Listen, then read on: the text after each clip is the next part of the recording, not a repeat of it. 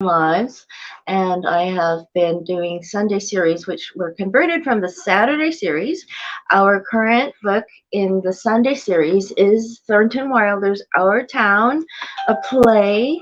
And I hope that people can see me. I'm not sure if people can see me because I'm still learning about StreamYard. So we shall hope. We shall hope. Okay. So we've got Mrs. Webbs, Mrs. Soames talking. They're talking about the conductor who has a problem with drinking, and they're saying, oh, does everybody know? Now, don't tell anybody. So naturally, I didn't want to say a word about it in front of those others, but now we're alone. Really, it's the worst scandal that ever was in this town, says Mrs. Soames. Mrs. Gibbs says, what?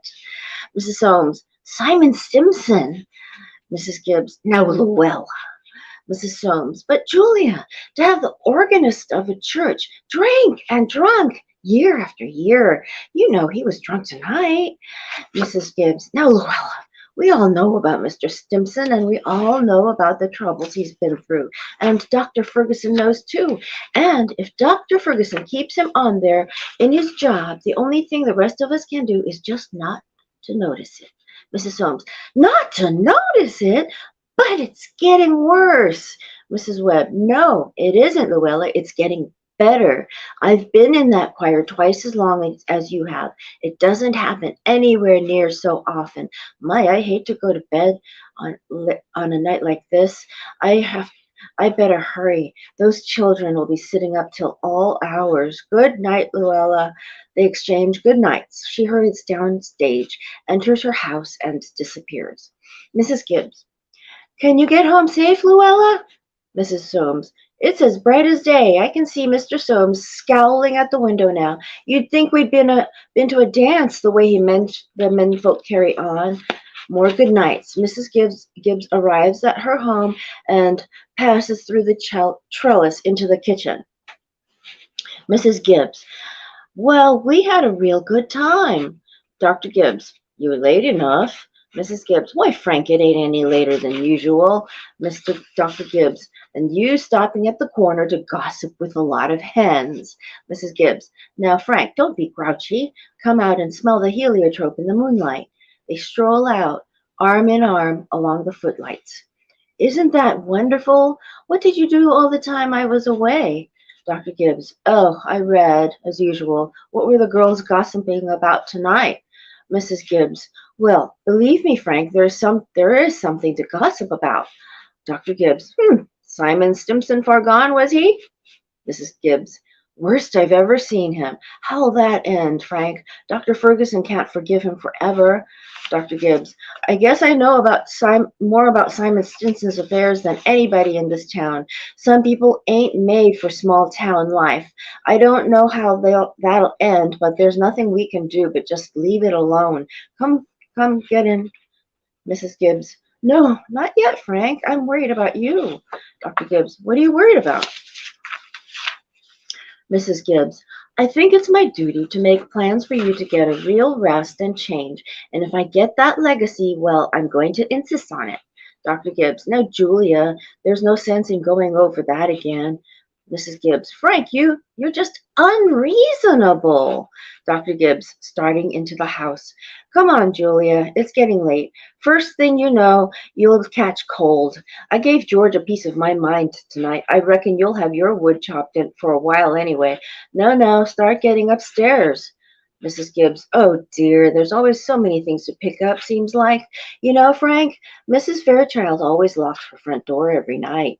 All those people up that part of town do. Dr. Gibbs, blowing out the lamp. They're all getting citified. That's the trouble with them. They haven't got nothing fit to burgle, and everybody knows it. They disappear. Rebecca climbs up the ladder beside George. George, get out, Rebecca. There's only room for one at this window. You're always spoiling everything. Rebecca, well, let me look just a minute. George, use your own window. Rebecca, I did, but there's no moon there. George, do you know what I think? Do you know what I think? Do you? I think maybe the moon's getting nearer and nearer, and there will be a big explosion. George, Rebecca, you don't know anything. If the moon were getting nearer, the guys that sit up all night with telescopes would see it first and they'd tell about it. And it'd be all in the news. It'd be all the newspapers, in all the newspapers. Rebecca, George, is the moon shining on South America, Canada, and half the whole world? George, well, probably is. So the stage manager strolls on. Pause. The sound of crickets is heard. Stage manager. 9:30. Most of the lights are out. No, there's Constable Warren trying a few doors on Main Street, and here comes Editor Webb after putting his newspaper to bed. Mr. Warren, an elderly policeman, comes along Main Street from the right. Mr. Webb from the left. Mr. Webb. Good evening, Bill. Constable Warren. Evening, Mr. Webb. Mr. Webb. Quite a moon. Constable Warren. Yep. Mr. Webb. All quiet tonight? Constable Warren. Simon Stimson is rolling around a little. Just saw his wife moving out to hunt for him, so I looked the other way. There he is now. Simon Stimson comes down Main Street from the left, only a trace of unsteadiness in his walk. Mr. Webb. Good evening, Simon. Town seems to have settled down for the night pretty well. Simon Stimson comes up to him and pauses a moment and stares at him, swaying slightly. Good evening. Yes, most of the town's settled down for the night, Simon. I guess we better do the same. Can I walk along a ways with you? Simon Stimson continues on his way without a word and disappears at the right. Good night, Constable Warren. I don't know how that's going to end, Mr. Webb. Mr. Webb. Well, he's seen a peck of trouble, one thing after another. Oh, Bill, if you see my boy smoking cigarettes, just give him a word, will you? He thinks a lot of you, Bill. Constable Warren. I don't think he smokes no cigarettes, Mr. Webb. Leastways not more than 2 or 3 a year. Mr. Webb. I hope not. Well, good night, Bill. Constable Warren. Good night, Mr. Webb. Exit. Mr. Webb. Who's that up there? Is that you, Myrtle? Emily. No, it's me, Papa. Mr. Webb. Why aren't you in bed? Emily. I don't know. I just can't sleep yet, Papa. The moonlight's so wonderful. And the smell of Mrs. Gibbs' heliotrope. Can you smell it? Mr. Webb. Yes? Haven't had any troubles on your mind, have you? Emily?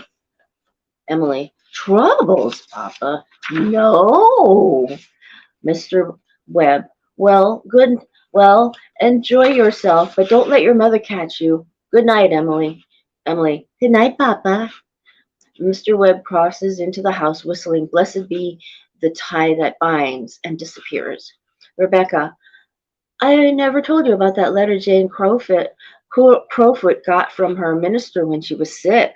He wrote Jane a letter, and on the envelope the address was like this.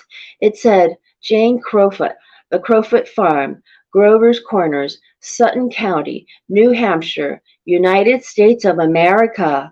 George, what's funny about that? Rebecca, but listen, it's not finished. The United States of America, continent of North America, Western Hemisphere, the Earth, the solar system, the universe, the mind of God. That's what it said on the envelope. George, what do you know? Rebecca, and the postman brought it just the same. George, what do you know? Stage manager, that's the end of the first act, friends. You can go and smoke now, those that smoke. So next week on Sunday, we will read Act 2. The tables and the chairs of the 2 kitchens are still on the stage. The ladders and the small bench have been withdrawn. The stage manager has been at his accustomed place, watching the audience return to its seats when we come back on Sunday next week. Okay. Would you like to come up? Come on, come on, come on, come on. Jump over here. Come on. Just perfect timing. Good, perfect timing, says little Fira. Fira, Fatima. Good timing. She knocked down something and then just came over. So this is a little kitty cat, okay? Old Kinderhook. And by the way, Kinderhook was a congressman. He always wanted to see everything through to its good end, and he wanted to make sure everything was well done. So his name was Kinderhook, and if old Kinderhook approved of it, then the Senate would pass the bill So that's why we started to say Old Kinderhook, and it became okay, okay, Old Kinderhook. Bye bye. You go down now, okay? Can you go down now? Okay, you. Okay, you want to stand on my lap. That's fine. All right.